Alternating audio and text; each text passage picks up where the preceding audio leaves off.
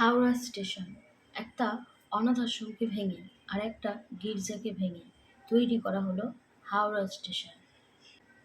23টা platform, 26টা track, দিনে 600টার কাছাকাছি train, 10 লক্ষেরও বেশি মানুষ।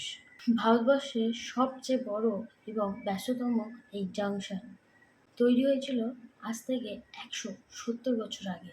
কিন্তু কেন এই স্টেশনকে বানাতে একটা গির্জা আর অনাথাশ্রমকে ভেঙে ফেলা হয়েছিল?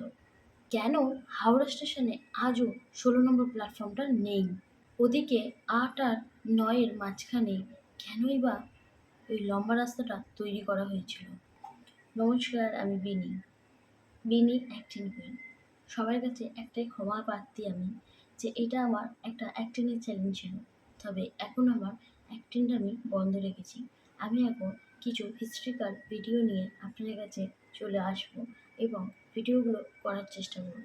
যদি ভালো লাগে পাশে থাকবেন, আর যদি কিছু ভুল থাকে ভিডিওর মধ্যে আগেই বলছি ক্ষমা করে দেবেন। চলুন শুরু করা যাক। আর আজ আমি কথা বলবো কলকাতা তথা হাওড়া জংশনের সবচেয়ে বড় প্ল্যাটফর্মে। 170 বছরের সোনালী ইতিহাস নিয়ে জানলে চমকে যাবেন। হাওড়া স্টেশনে প্রথম টিকিট কাউন্টার ছিল গঙ্গার পাড়ে। হ্যাঁ, এমনই অনেক অজানা তথ্য আছে। এই অজানা তথ্য সাজানো নিয়েই আজকের আমাদের এই ভিডিওটা। সময়টা 19 শতকের প্রথম ভাগ। কলকাতায় ঘাঁটি গেড়ে বসা ব্রিটিশ শাসকরা বুঝতে পারলেন ব্যবসা বাড়াতে হলে কলকাতা থেকে দিল্লি রেলপথ চালু করতে হবে। কিন্তু রোল্যান্ড ম্যাকডোনাল্ড স্টিফেন সাহেব বুঝতে পারলেন কলকাতা থেকে কোনোভাবেই রেলপথ পাতা সম্ভব নয়, কারণ গঙ্গা নদী। ব্রিটিশরা সিদ্ধান্ত নিলেন রেলপথ বসবে, কিন্তু সেটা গঙ্গা নদীর এপারে না, ওপারে, অর্থাৎ হাওড়া। আজ যেখানে হাওড়া স্টেশন, সেই সময় ওই জায়গায় ছিল একটা অনাথ আশ্রম, একটা গির্জা। মূলত রোমান ক্যাথলিক অনাথ আশ্রমে ছেলেমেয়েদের থাকতে দেওয়া হতো ওই আশ্রমে। আর ওই আশ্রমের আর গির্জার দেখাশোনায় ছিলেন পর্তুগিজ মিশনারিরা। কিন্তু সেই সময় আচমকায় একটা ভয়ঙ্কর মহামারী দেখা পেল হাওড়ার দিকে। মহামারীর হাত থেকে আশ্রমের শিশুদের বাঁচাতে সমস্ত শিশুকর্মী মিশনারিরা পালিয়ে এলেন গঙ্গা পেরিয়ে কলকাতায়। কলকাতায় এসে তারা নতুন করে আশ্রম আর গির্জা তৈরি করে নিলেন। ফলে গঙ্গার ওপারে ওই গির্জা আর আশ্রম ফাঁকাই পড়ে রইল। ইস্ট ইন্ডিয়া রেলওয়ে কোম্পানি যখন প্রথম হাওড়া স্টেশন তৈরি করার পরিকল্পনা করল, তখন পর্তুগিজরা ওই জায়গাটা বিক্রি করে দিল ইংরেজদেরকে। তবে প্রথম দিকে এত বড় পরিকল্পনা হাওড়া ব্রিজ নিয়ে ইংরেজদের মতোও ছিল না। ইংরেজদের মাত্র একটা প্ল্যাটফর্ম আর ওই একটা লাল ইটের একতলা বাড়ি নিয়ে 2.5 লক্ষ টাকা খরচ করে শুরু হয়েছিল আদি হাওড়া স্টেশন। একটা ছোট্ট জানালার ভিতরে একটা লোক থাকতো, আর সেই লোকটাই টিকিট দিত সকলকে। তবে সেসব আর কোনোটাই এখন আর নেই। কিন্তু হাওড়া স্টেশনের সেই প্রথম লাইনটা আজও রয়ে গেছে। হ্যাঁ, বর্তমানে হাওড়া স্টেশনের 17 নম্বর লাইনটা। বর্তমানে হাওড়া স্টেশনের 17 নম্বর লাইনটাই হলো আদি হাওড়া স্টেশন, প্রথম লাইন। যেই লাইনটি দিয়ে শুরু হয়েছিল বাঙালির রেলযাত্রা ইতিহাস। 1854 সালের 15ই আগস্ট। সেই দিন সকাল থেকে সাধারণ মানুষ আর সাংবাদিকের ভিড় আদি হাওড়া স্টেশন। 6 লাখ হয়ে গেছিল আদি হাওড়া স্টেশন, কারণ বাঙালি অবাঙালি মিলে টোটাল 3000 মানুষজন ছিল। দরখাস্ত করে বসে রয়েছেন বাংলার প্রথম রেলে চাপবেন বলে। তবে এই রেলগাড়ি চালু করতে কম ঝক্কি পেতে হয়নি রোল্যান্ড সাহেবকে। বাংলায় রেলগাড়ি তৈরি করার জন্যে যে স্যাম্পেল ইংল্যান্ড থেকে আনা হয়েছিল, সেটা সেই স্যাম্পেল সহ গুডলাক নামের জাহাজটা জলে ডুবে গেল। আর তারপর কলকাতার দুটো 4 চাকা গাড়ির কোম্পানি নিয়ে তৈরি করেন প্রথম রেলগাড়ির উদযাপন। প্রথম রেলগাড়ির বগি। এদিকে যে জাহাজ চেপে ইঞ্জিন আসার কথা ছিল, সেই জাহাজ পথ ভুল করে চলে গেল অস্ট্রেলিয়া। তবে অবশেষে সেই রেলগাড়ির চাকা গড়ালো। মাঠ ঘাট ছাপিয়ে ছুটতে চলল হাওড়া থেকে হুগলি। 28 মাইলের যাত্রার পথে মাঝে দাঁড়ালো 3টে স্টেশন: বালি, শ্রীরামপুর, চন্দননগর। ব্যাস ওই 91 মিনিটের রেলযাত্রায় জায়গা করে নিল ইতিহাসের পাতায়।